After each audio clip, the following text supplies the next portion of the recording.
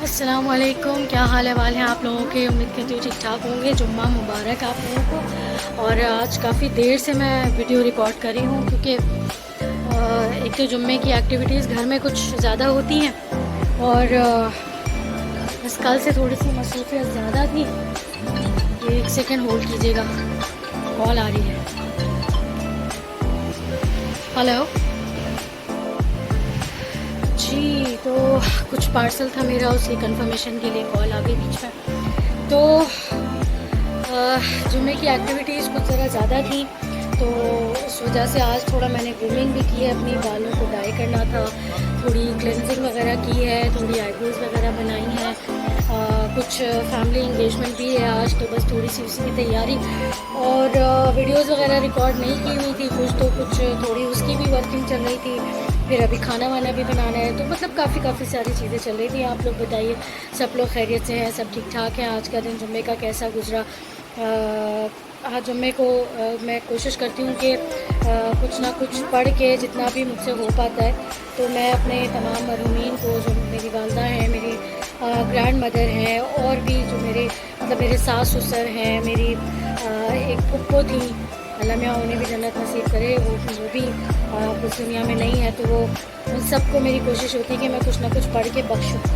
तो आज वो भी था, तो बहुत सारी चीज़ें। फिर कल इतना मतलब अजीब व गरीब तरह का दिन गुजरा। थर्सडे वाले दिन यानी कल लाइट का बहुत ज़्यादा इशू हो जाता है कभी कभी हमारे एरिया में ना। तो ऐसा होता है कि कभी तो पूरे हफ्ते नहीं जाती, 10 दिन तक नहीं जाती, बिल्कुल नहीं जाती। और कभी जाती है तो फिर वो हर 1 घंटे बाद 2-3 घंटे के लिए जा रही होती है। लेकिन कल तो हद ही हो गई। कल तो इस तरह से गई कि 3 बजे 4 बजे गई है, फिर उसके बाद 2 घंटे बाद आई, फिर उसके बाद जो है वो 8 बजे आई, नहीं 8 बजे गई, तो फिर उसके बाद आई जो है वो 12:30 बजे। तो कल तो कुछ हो ही नहीं सका, कोई एक्टिविटी, कोई काम कल इवन कि मैंने कल कुकिंग भी नहीं की, घर में खाना भी नहीं बनाया, तो बस जैसे तैसे करके निकाला वक्त। तो आज थोड़ा सा मैं फ्रेश फील कर रही हूँ, थोड़ा अपने आप को भी टाइम दिया और अपनी चीज़ें की। बस कुछ चीज़ें ऐसी सराउंडिंग में कभी कभी आ जाती हैं, तो उसकी वजह से भी थोड़ा ना कभी कभी मूड जो है ना वो ऑफ हो जाता है। पता नहीं मुझे यहाँ जिक्र करना चाहिए नहीं चाहिए, लेकिन ये कि मेरी एक फ्रेंड है, उसकी बेटी के साथ काफ़ी ज़्यादा इशूज़ हैं, और वो शी इज़ मैरिड एंड माशाल्लाह शी हैज़ 2 डॉटर्स। तो मेरी फ्रेंड की बेटी की 2 बेटियाँ, तो उसके साथ कुछ ज़्यादा सीवियर इशूज़ हैं। तो कल काफ़ी दिनों बाद मेरी उस फ्रेंड से बात हुई, तो उसने कुछ बताया कि भाई इस तरह से उसको प्रॉब्लम्स चल रहे हैं, और उसका हस्बैंड जो है वो उसको परेशान करता है, बहुत ज़्यादा तंग करता है। मतलब इस हद तक हो गया है कि पेरेंट्स से भी उसने अपनी जो है वो ताल्लुकात ख़त्म करवा दिए हैं, और इसी शर्त पे वो लेके गया उसको लास्ट टाइम। पहले भी वो काफ़ी दफ़ा कर चुका। मैं ये सोचती हूँ कि लोग ये कैसे भूल जाते हैं कि उनके आगे भी औलादें हैं, उनकी भी जो है वो बेटियाँ होंगी, और उनकी ना सही उनके सराउंडिंग में किसी की बेटी होगी। तो बेटियाँ तो देखिए सबकी साझी होती है ना। आप किसी की बेटी को अपने घर लाते हैं, इस मतलब कमिटमेंट पे ला रहे होते हैं कि आप किसी की बेटी को बहुत ज़्यादा खुश रखेंगे, अपने घर में एक कंफर्टेबल उसको वो देंगे, क्योंकि उसका एक्चुअल घर तो वही है जहाँ वो आ रही है। अपने माँ बाप को छोड़ के आती है, अपने सब घर वालों को, अपना बचपन उसने जहाँ गुजारा होता है उसको छोड़ के आती है, सब चीज़ें। और फिर उसके बाद उसके साथ इस तरह की चीज़ें करना किसी की बेटी के साथ, तो आप ये तो सोचें कि आपके आगे भी बेटी है। अल्लाह ताला सबकी बेटियों के, बस मैं दुआ करती हूँ नसीब अच्छे हों, और किसी के साथ ऐसे प्रॉब्लम्स ना हो, और अगर है भी तो अल्लाह ताला दिलों में रहम डाले। अल्लाह ताला जो है ना सबके साथ बस अच्छा करे, और सबको तौफीक दे कि अगर किसी की बेटी को लेकिन हर तरह के केसेस हैं वैसे हमारे ना सराउंडिंग्स में। कुछ ऐसे भी लोग हैं जो अपनी मतलब बेटियों को इस तरह से सिखाते हैं कि तुम अपने घर ससुराल जाना तो ऐसे करना, तो वैसे करना। मतलब वो माँ को बेटे से अलग कर देते हैं, भाई को बहन से अलग करवा देते हैं, पता नहीं किस तरह की सीख देते हैं। और कुछ ऐसे होते हैं कि जो बेचारे माँ बाप अपनी बेटियों को जो है वो किस तरह पालते हैं। गरीब लोग भी होते हैं उसमें, कुछ अब हम तो मिडिल क्लास से बिलोंग करते थे, कुछ हमारी तरह के मिडिल क्लास के लोग होते हैं। वो फिर प्रॉब्लम्स इस तरह से भी आ रही होती है कि वो अल्लाह ताला ने अगर औलाद दी है तो उसका फिर जब औलाद होने वाली होती है तो उसको उसके माँ बाप के घर भेज देते हैं कि सारा खर्चा उसके माँ बाप उठाए। जब औलाद हो जाती है अल्लाह ताला दे देता है, तो उसके बाद वापस ले जाते हैं। भाई यही तो असल टाइम है, तुम्हारे ऊपर आजमाइश का कि अब उन्होंने तो अपनी बेटी दे दी, तुम्हें रुखसत कर दी ना, तुम्हारे साथ निकाह कर दिया, शादी हो गई, अब वो आ गई तुम्हारे पास।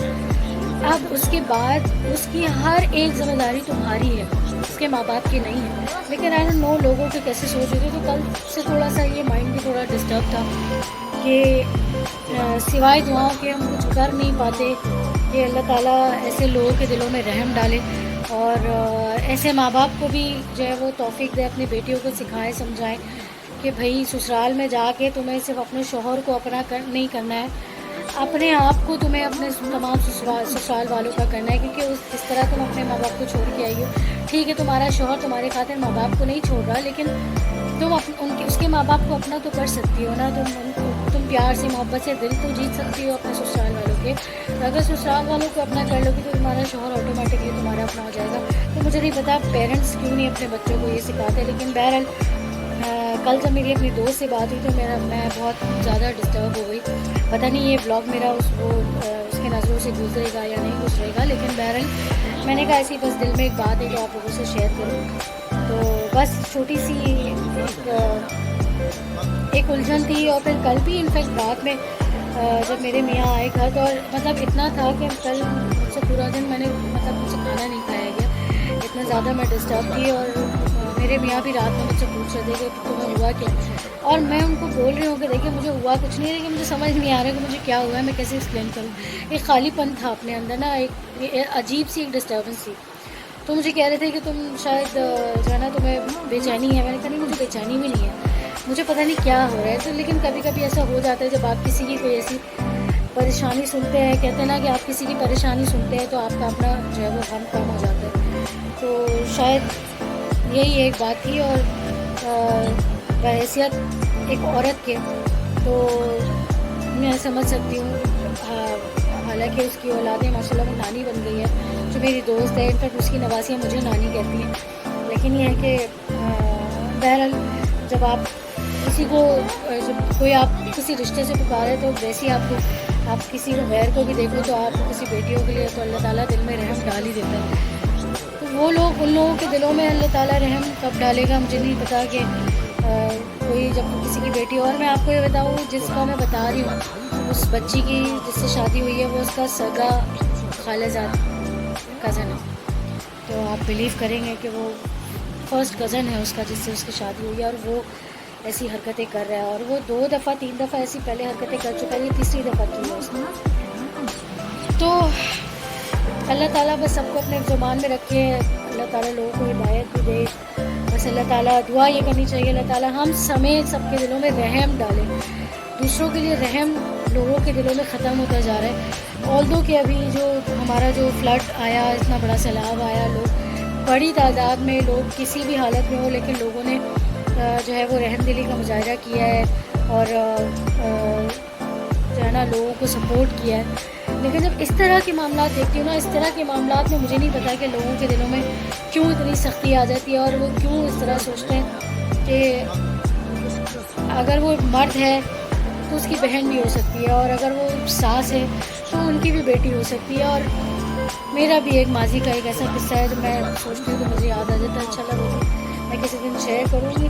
तो इसी के साथ ही आज के व्लॉग को एंड करते हैं। छोटी छोटी कुछ बातें दिल में थी तो मैंने कहा मैं शेयर करती हूँ आप लोगों से। और आज का व्लॉग भी ड्यू था जो मैं अब तक नहीं बना सकी थी, और आज काफ़ी सारी चीज़ें जो है वो करनी है। अभी बस मैं जाने लगी हूँ थोड़ी देर में, और मैं मज़ीद अपने जो काम है मैं करूँगी इंशाल्लाह। और इसी के साथ ही आज के ब्लॉग को एंड करते हैं इंशाल्लाह कल किसी और वीडियो के साथ। बल्कि कल तो वीकेंड है तो होपफुली कोशिश होगी कि जो है वो मेरा कल क्योंकि सैटरडे है तो कुकिंग ब्लॉग आप लोगों के लिए मैं डालूँ, और कुछ और ऐसी सिंपल सी रेसिपी जो नई रेसिपी तो नहीं होगी, कोई नई डिश तो नहीं होगी, लेकिन कोई ऐसी डिश जो थोड़ी कॉमन हो और उसको मैं अपने घर में कैसे बनाती हूँ, यही मेरा कॉन्सेप्ट है कुकिंग वीडियोस बनाने का। तो वो मैं आप लोगों से शेयर करूँगी। तो अंटिल नेक्स्ट वीडियो अपना बहुत सारा ख्याल रखिए, अपने साथ रहने वालों का और अपने आसपास वालों का भी खासतौर पर बहुत ख्याल रखिए। और अगर मेरी वीडियोज़ आप लोगों को पसंद आ रही हैं, अच्छी लग रही हैं, तो मेरी रिक्वेस्ट ये है कि मेरी वीडियो को लाइक कीजिए, शेयर कीजिए, मेरे चैनल को सब्सक्राइब कीजिए और डिस्कस करिए अपने फ्रेंड्स और फैमिली से जो टॉपिक्स मैं आप लोगों से डिस्कस कर रही हूँ। और कुछ अगर कमेंट्स आप लोग करना चाहें तो फीडबैक के तौर पे भी, तो मुझे उनका इंतज़ार रहेगा। और अगली वीडियो तक के लिए अल्लाह हाफ़िज़, गुड बाय।